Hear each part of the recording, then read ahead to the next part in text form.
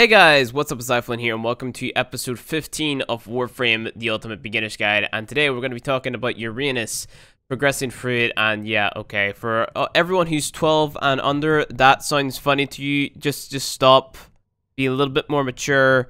It's called Uranus, it's the name of a planet, not Uranus. Stop, okay? Alright, so the Ultimate Beginner's Guide, episode 15. Uranus. It's one of those weird planets. You don't need to have the corrupted mods that we've been talking about for the past two videos to get through, but it makes it a hell of a lot easier if you do get them. Simply because, like, the boss, he's kind of annoying, just kind of annoying, and if you have the corrupted mods, you can slow him down a lot more with Frost. So we're actually using Frost today. Holy shit, Flynn, you're using a different frame that's not Excalibur. Now, only reason I'm not using Excalibur is because Excalibur doesn't really work on this boss. You can go into your Exalted Blade and kill him that way, sure.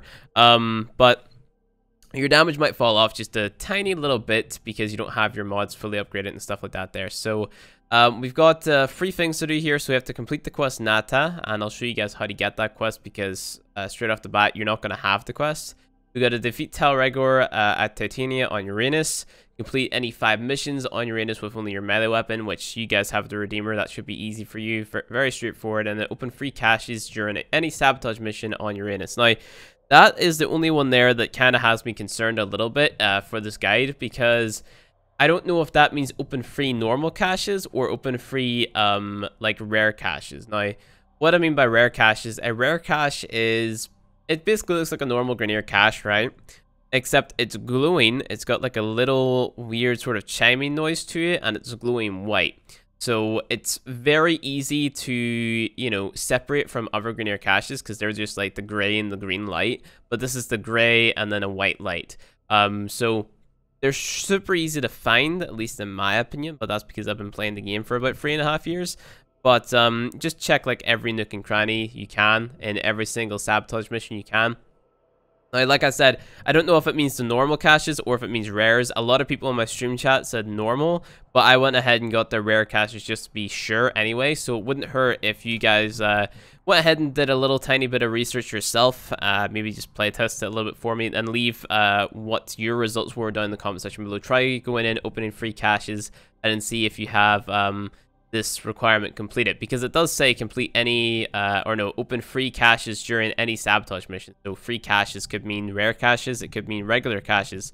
So you know, go ahead and find out what it means for me, and then leave it down in the comment section below. So this is going to be like a collective thing, because I had half the chat saying it's rare, and then I had half the chat saying no, you can do any. So I just did rare just to be safe, because I've always done rare, but you know, it's totally up to you. So really all we have is complete the quest Natah and then defeat Tyl Regor. These are the ones that you guys will get stuck on a little bit. So you could probably complete the quest Natah before you even get to the Tyl Regor boss fight in this planet.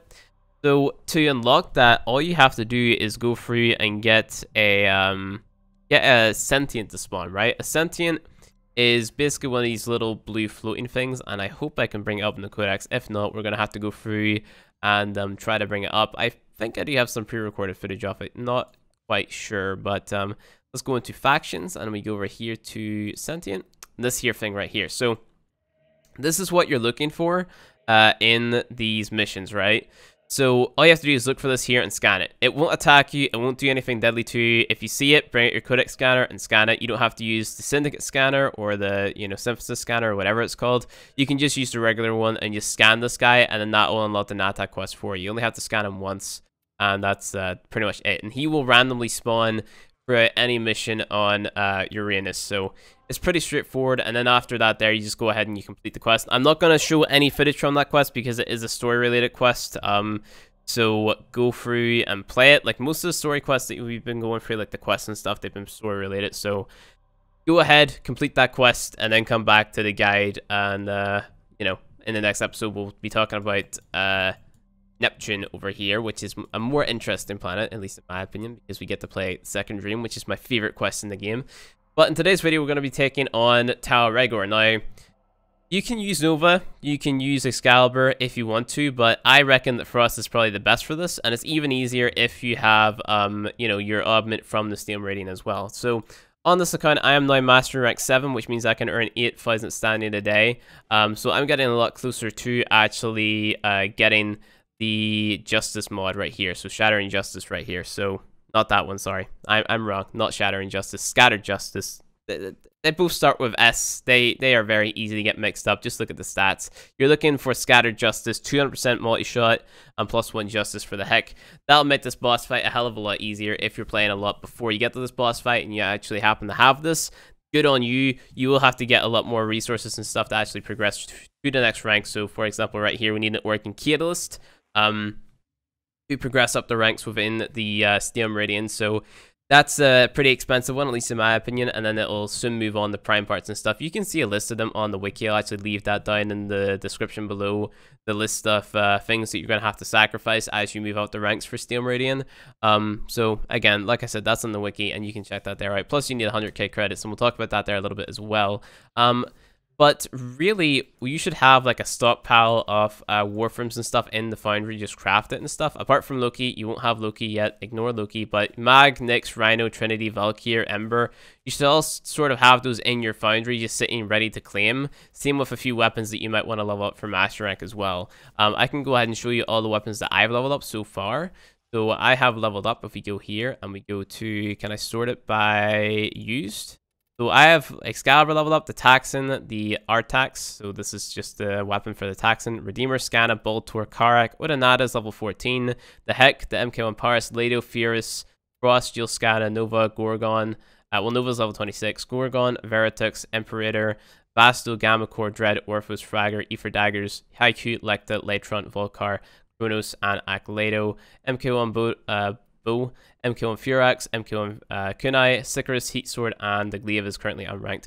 One thing I will say is don't sell the Gamma Core, because you're going to need this here to craft the Heliocore later on in the game as well, which is just a weapon that you get from Samara. So you can get the blueprint from Samara, so you need the Gamma Core to go ahead and build it, and you'll need that for Master Rank, so hold on to the Gamma Core. And that is basically how I've reached Master Rank 7, as well as completing like everything that was flashing blue on the star chart. So you guys can see I'm actually halfway through Master Rank 7 as well.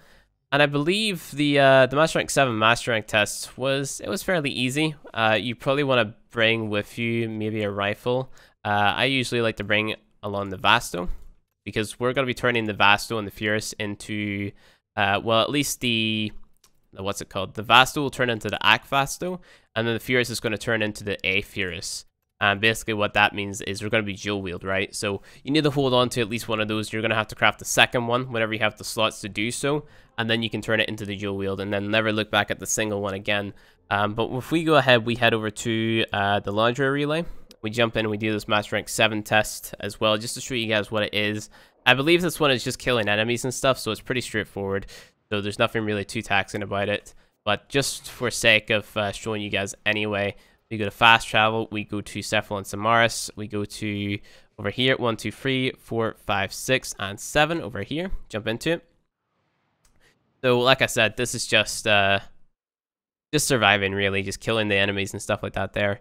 So it's not necessarily that you know, you have to wait for a timer, you just have to kill the enemies within the time allocated to you. So you have 30 seconds to kill 10 enemies here. It's actually really straightforward. I recommend bringing Excalibur though, because these enemies will be a little bit more tanky than usual. So make sure you have a little bit of decent mods on your Heck as well. We'll talk about that there after we leave here. The mods that I currently have on my Heck, because they are a little tiny bit rare.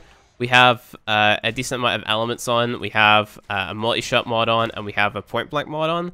And the multi-shot mod is obviously going to increase my damage by a lot.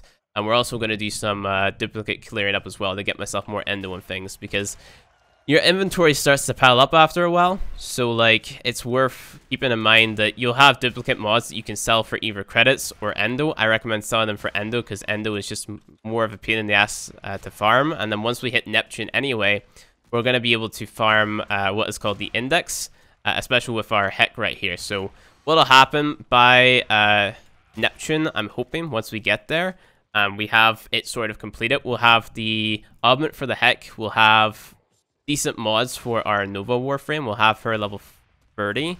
Maybe form it a little bit as well, and we'll have a decent build on her. Like, if you guys want to refer back to the last episode, you can see how slow and how much damage we were able to deal to the enemies with our Nova. The full build on with the slow build. So if you go ahead and take a look at that there, that's kind of the build that we're going to be trying to recreate, and we'll have access to doing so once we complete Neptune and all the requirements on there for the next junction, moving on to, I believe it's Pluto. So once we've done that there, we'll be able to sort of start getting into the state of grinding. So what this game is really all about, and just farming the index, getting our credits. We'll get up to like 1 million credits or so. So, you know, things like that there. It's pretty straightforward, I would say. Like, once you break the game down, like if you're an experienced player, you break the game down a little bit, it's easy to, like, you know, allocate when you're going to do what and why you need to do it and why is this helpful. It's easy to explain to people as well. So just following the guide is really straightforward to me, at least. So I don't know, maybe it's a little bit more complicated for you guys, because I know if you're spectating the game, it's a lot harder to understand. But you know, as long as I try my best to explain it, then we should be fine. So we're going to jump in and we're going to kill Tyl Regor now. And the reason I'm using Frost is because of his snow globe. It will actually slow Tyl Regor down if he's in the bubble. And our Nova hasn't got enough power strength to actually do that yet. So yeah, this is the build that I'm going to be running in the heck right here. So we have Point Blank. I have that max rank. We have Hell's Chamber. This is a multi-shot mod that you get from spy missions on Saturn. We have Charged Shell, which is just a random elemental mod that I came across in Cindery Coat, and both of those beside one another make radiation. If you can put the Toxin mod and the electric one beside one another, if you have access to that there, go ahead and do so, because that'll give you corrosive and that'll make you deal more damage. I just don't have the Toxin one at the minute, so I'm just running this radiation. Shotgun Spaz for the fire rate, you don't really need this.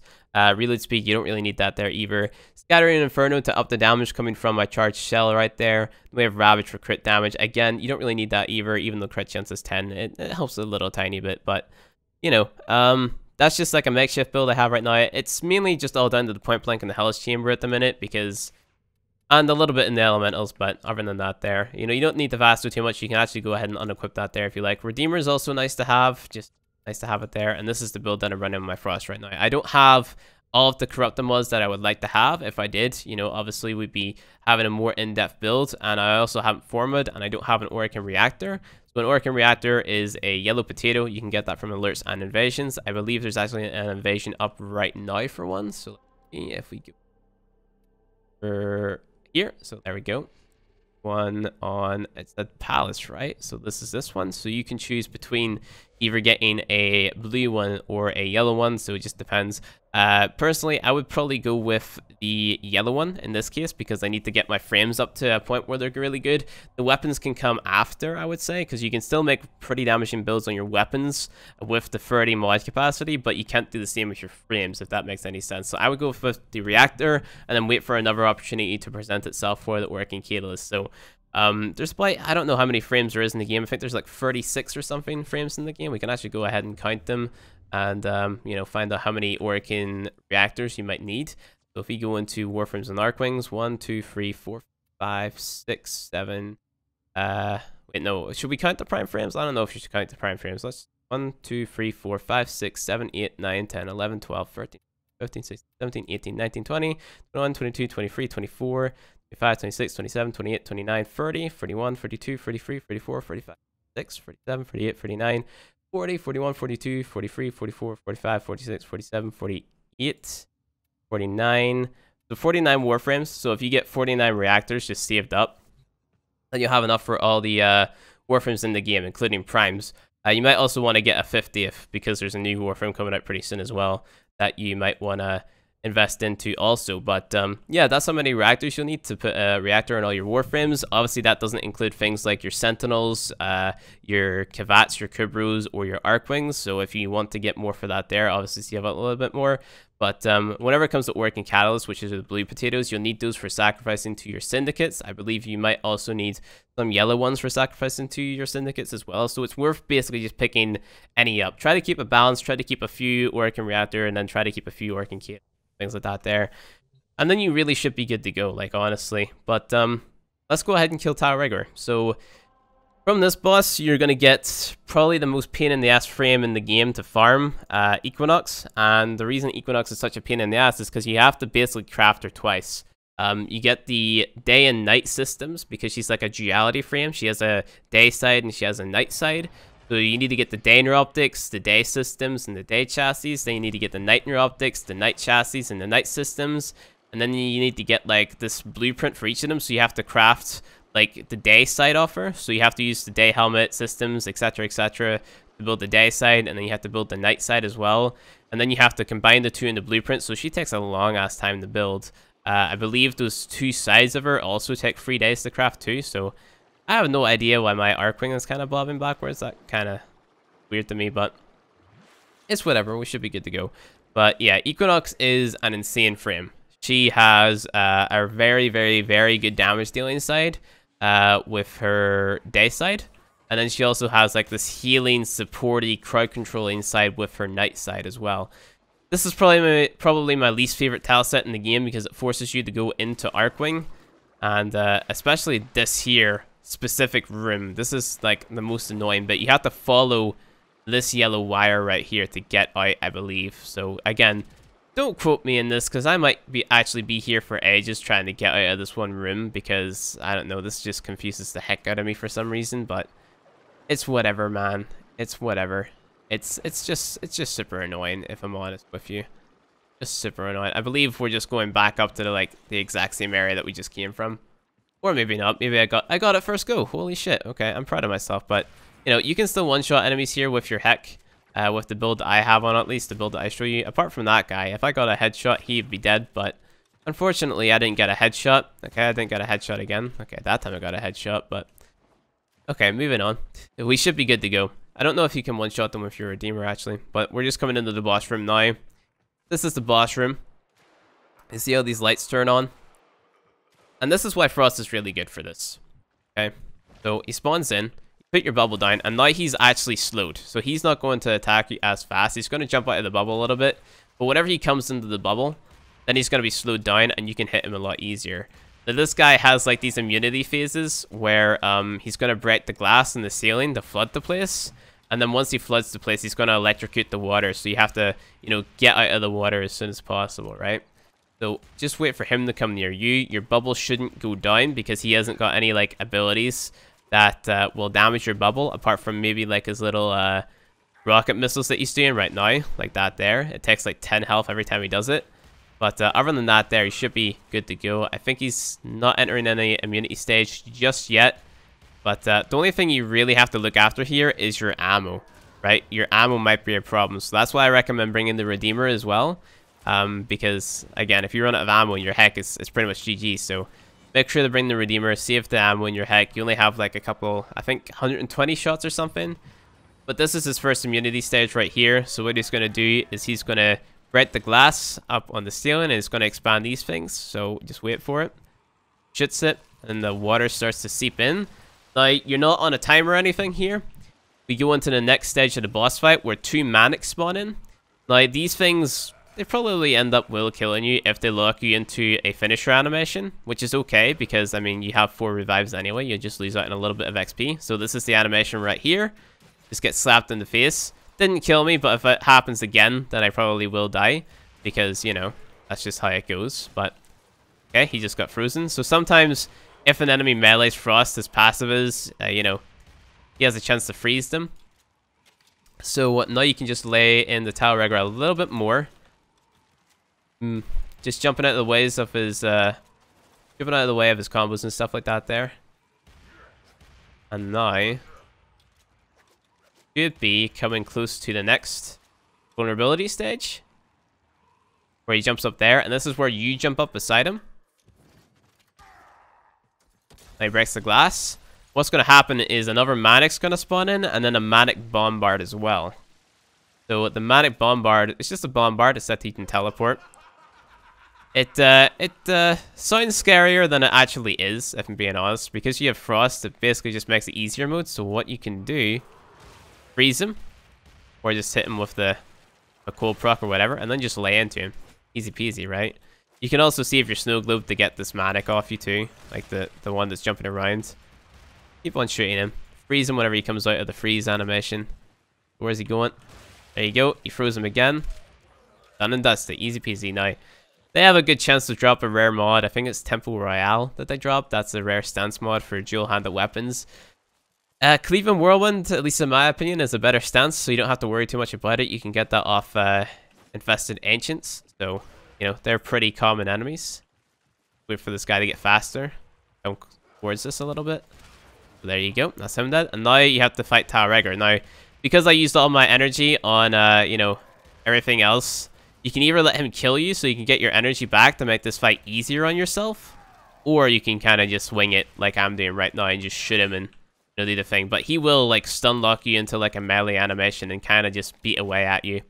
So obviously, if you have your mods like your Scattered Justice and things like that there, this will be a lot faster. In fact, I might even go as far as to say, if you have the right mods, if you have your corrosive damage on, point blank, Hell's Chamber, and your Scattered Justice, you could probably end up one-shotting this guy. But if you don't have any of that and you feel like your heck isn't doing enough damage, just go ahead, bring out your melee, use the Redeemer to kill him, because the Redeemer will probably kill him faster. Because you have Fury on there, you have Pressure Point, you also have an easier time getting the melee mods for the Redeemer as well. So that's that. So this is me dead because I'm locked in the animation, which is totally fine because, you know, now you just put the snow globe down and now you're slowed, and now this fight is a lot easier on you. So there you go, and about 2-3 more and we should be good to go, and done. Easy. This is a good Galleon farm too. That's pretty much it. So yeah, that's the Tyl Regor fight. It's a little bit more complicated than some of the fights in the game, but it's also extremely easy too. And again, like I said, the more you invest in your frames, the more investment you make into your mods and stuff like that there, then you know, the easier it's going to be taking him on time and time again, because you're coming back stronger every time. So after this fight, I recommend going into your mods and doing a cleanup of duplicates and stuff. So, you know, selling them for endo credits. Like I said, there shouldn't be that big of a problem. Once we hit Pluto anyway, we're going to be able to start farming endo and stuff. So we're at Neptune, and then we'll move on to Pluto. Pluto's a little bit more challenging than Neptune is, but we'll talk about Neptune. But I would say definitely for Neptune, make sure that you have those corrupted mods. Those corrupted mods will be a godsend. So work on getting the corrupted mods. Work on your duplicates and make sure that you haven't got that many. Make sure you have a lot of endo. Make sure that you're ranking up your mods, like your point blank, your vitality, things like that there, because it's really going to start to kick in now the difficulty. And yeah, that's pretty much it for this video. If you guys enjoyed it, don't forget to hit that like button below. And if you want to see more Warframe content from me, hit subscribe, and I'll see you guys in the next video. Also, don't forget to enter the giveaway that is down in the description below. It ends on the 31st of August, so you have until the end of this month to enter. Thank you guys for watching, and I'll see you guys next time.